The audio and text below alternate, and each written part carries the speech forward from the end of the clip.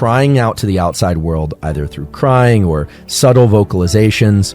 Things might not go well in certain circumstances is interesting, but to me, not as interesting as what healthy emotional development looks like.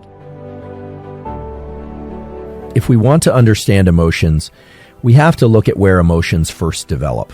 In fact, this is a critical central theme if you want to understand brain science and psychology. There's a rule in neuroanatomy. Because if you look at 50 different brains of humans, or you compare the brains of dogs and humans, there are a lot of differences. Certain things are the same, but certain things are different.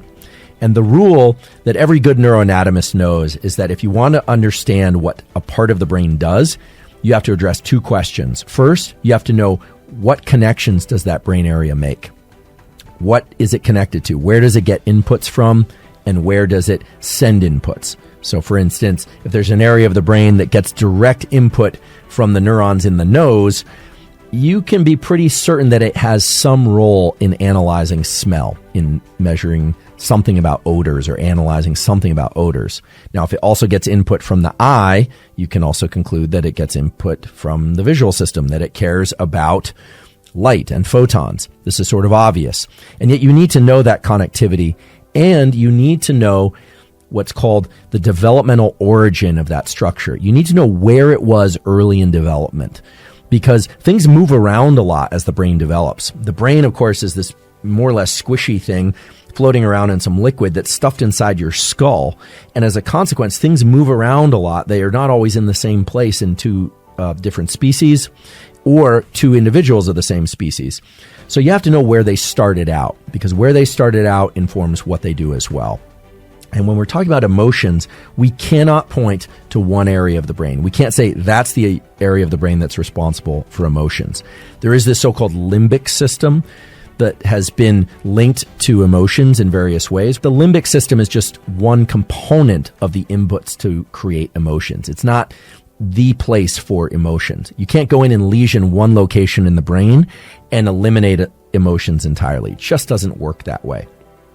So first of all, we have to ask, what are the circuits for emotion? What are the brain areas for emotion? And nowadays, there's a lot of debate about this. For years, it was thought that there might be circuits, meaning connections in the brain that generate the feeling of being happy, or circuits that generate the feeling of being sad, etc.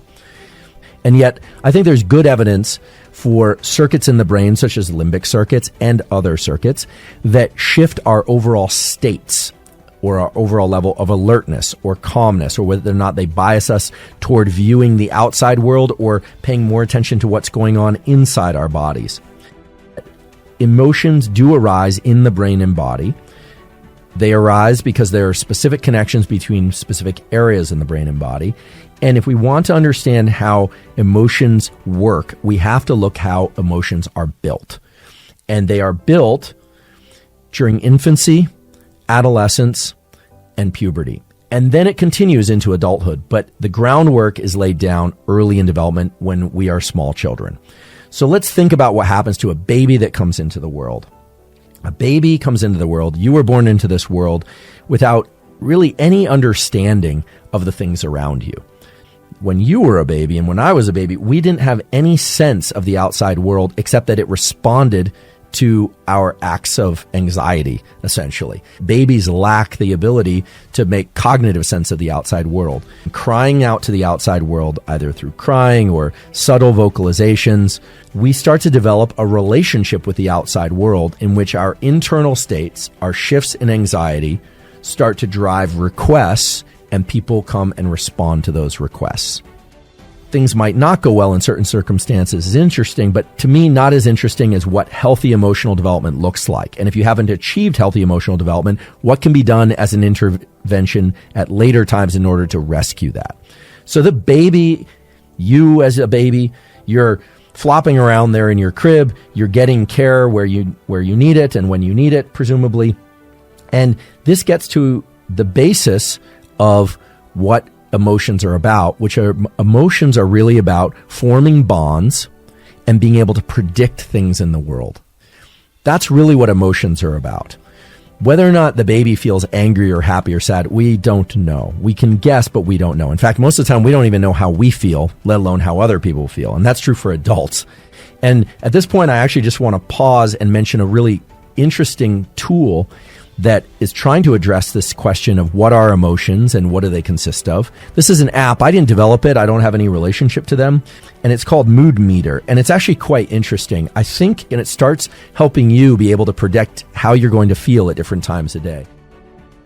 You need to ask yourself at any point, what's your level of autonomic arousal? Autonomic arousal is just the continuum, the range of alert to calm. So if you're in a panic right now, you are like 10 out of 10 on the arousal scale. But let's say you're very drowsy, you might be at a 1 or a 2. So you always have to ask, where are you on the arousal scale?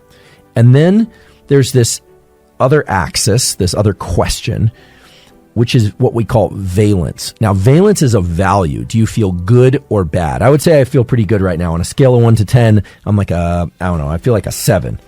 And then there's a third thing, which is how much we are interocepting and how much we are exterocepting.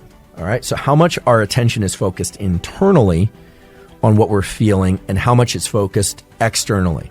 And this is always going to be in a dynamic balance.